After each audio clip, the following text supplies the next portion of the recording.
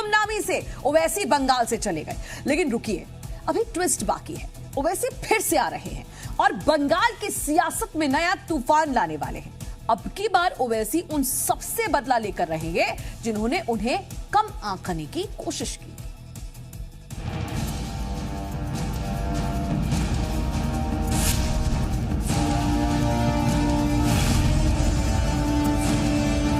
जो वोटर होता है ना, वो किसी की जागीर नहीं होता है।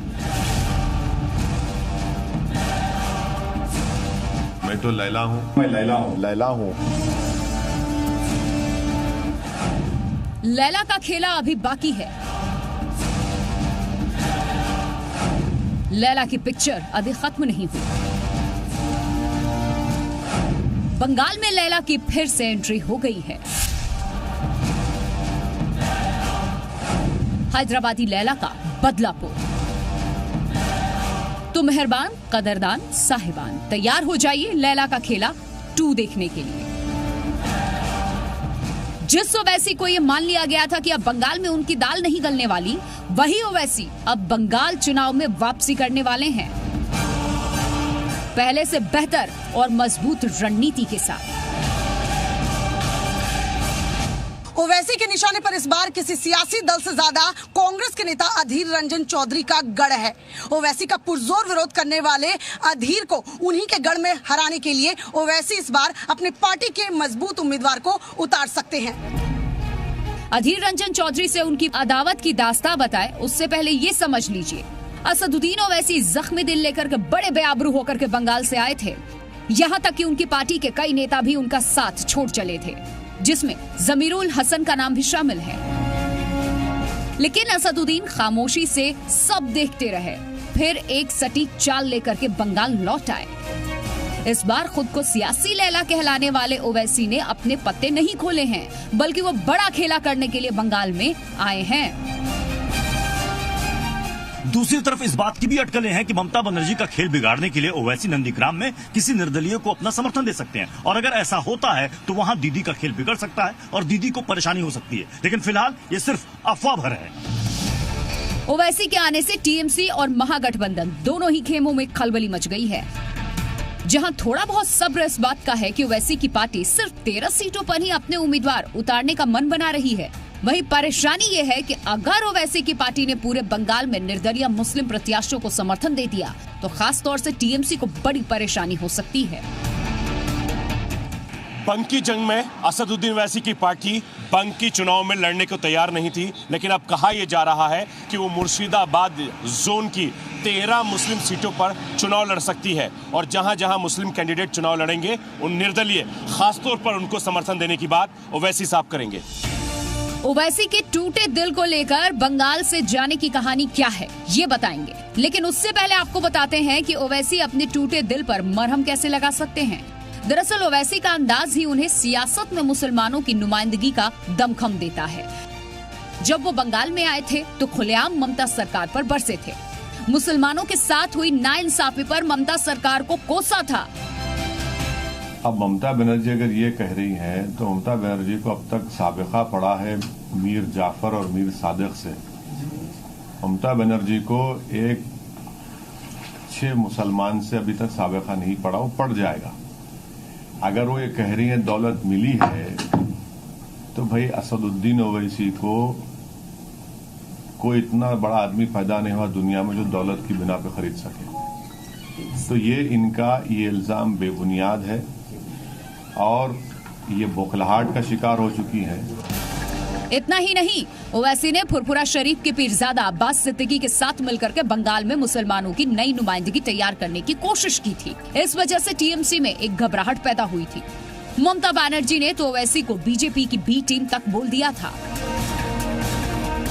মাইনরিটিসদের ভোট ভাগ করবার জন্য আবার হায়দ্রাবাদের একটা পার্টিকে ধরে এনেছে। সেই পার্টিটা আবার এখানে কয়েক টাকা জোগাড় করে বিজেপি টাকা দেয় আর বিজেপির টাকায় ওরা এটা করেছে। ममता के वार से ओवैसी घबराए नहीं बल्कि खुश थे, क्योंकि बंगाल में उन्हें गंभीरता से लिया जाने लगा। खासतौर से अब्बास सिद्दीकी के साथ आने से तो समीकरण बदलने का हवाला दिया जाने लगा। लेकिन अब्बास सिद्दीकी से बात बनते बनते बिगड़ भी गई। और उधर महागठबंधन और टीएमसी किसी ने भी घास नहीं डाली, लिहाजा ओवैसी को बंगाल से जाना पड़ा। लेकिन अब फिर से ओवैसी ने यू टर्न लिया और सियासी जंग में अकेले कूद पड़े हैं। वो बदला लेने को बेताब है। ये अलग बात है कि हैदराबादी लैला की बदले की आग में सबसे ज्यादा नुकसान टीएमसी या कांग्रेस किसको होता है। बिहार के बाद बंगाल के इन चुनावों में हैदराबादी भाईजान सचमुच कोई कमाल कर भी पाएंगे या फिर एक बार खुद साबित होंगे, दिखाऊंगी इस छोटे से ब्रेक के बाद। चलो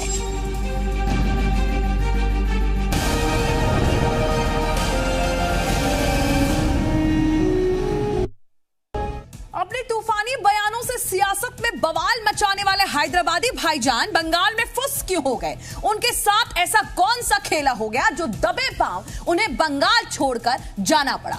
इसके पीछे की कहानी भी मैं आपको समझाऊंगी। साथ ही ये भी बताऊंगी कि अब ओवैसी बंगाल में दबदबे के लिए कौन सी नई रणनीति पर काम कर रहे हैं।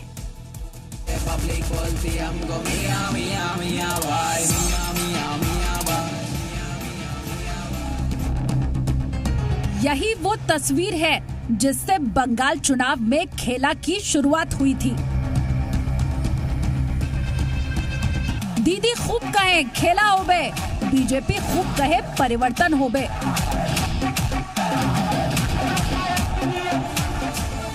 अगर अब्बास और ओवैसी की जोड़ी मिलकर बंगाल चुनाव में आ जाती तो खेला तो छोटे और बड़े भाईजान कर डालते, लेकिन ये खेला होते होते रह गया। अब्बास सिद्दीकी ने हैदराबादी लैला का दिल तोड़ दिया और इल्जाम भी लैला पर ही लगा दिया।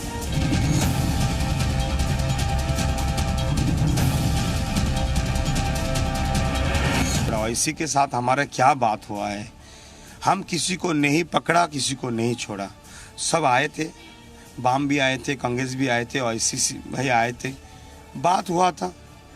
मगर जब हमारे टेबल में बात चले थे तो कांग्रेस ने बोला जो ऐसे अगर रहे तो हम जोट नहीं करेंगे। फिर भी हमारे चेयरमैन को बात करने का इजाज़त दिए थे, तो उसी टाइम चेयरमैन क्या बात किए थे उस जोट से चेयरमैन ही खोल के बता पाएंगे।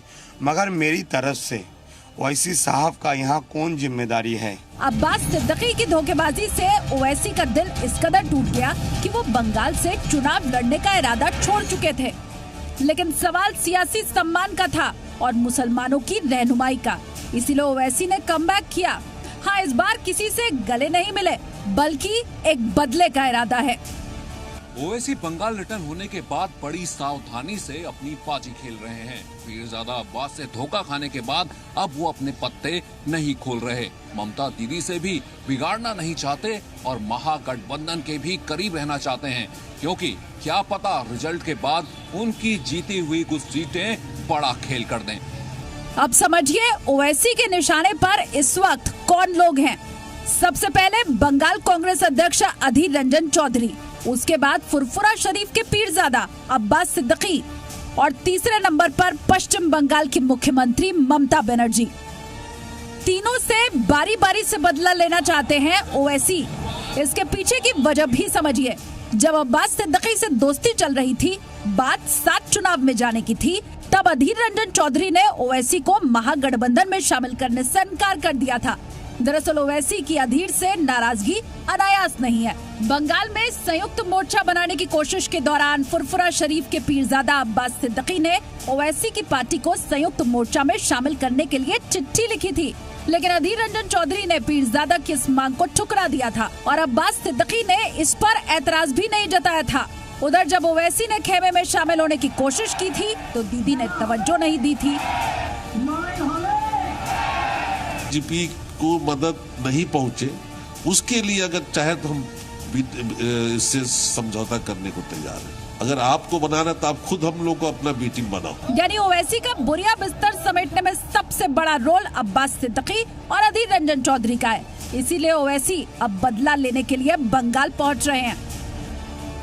कहा जा रहा है ओवैसी की पार्टी सिर्फ मुर्शिदाबाद जोन की 13 सीटों पर चुनाव लड़ेगी। मुर्शिदाबाद में विधानसभा की कुल 22 सीटें हैं, जिनमें से कांग्रेस पिछले चुनाव में 14 सीटों पर जीत दर्ज कर चुकी थी। मुर्शिदाबाद अधीर रंजन चौधरी का गढ़ माना जाता है। बंगाल में 2011 का चुनाव हो या 2016 का, अधीर रंजन अकेले दम पर कांग्रेस को इन इलाकों में जीत दिला चुके हैं। बताया जा रहा है कि ओवैसी की पार्टी के यहाँ लड़ने से सबसे अधिक नुकसान कांग्रेस को ही होगा। मुस्लिम मतों को बांटने का आरोप ओवैसी पर ना लगे, इसके लिए उन्होंने बहुत सोच समझकर केवल सीमित सीटों पर ही उम्मीदवार उतारने का फैसला किया। AIMIM को लगता है कि मुर्शिदाबाद पर फोकस करने से यहां पर पार्टी का खाता खुल जाएगा। पहले उनकी रणनीति गठबंधन के जरिए पूरे बंगाल में चुनाव लड़ने की थी।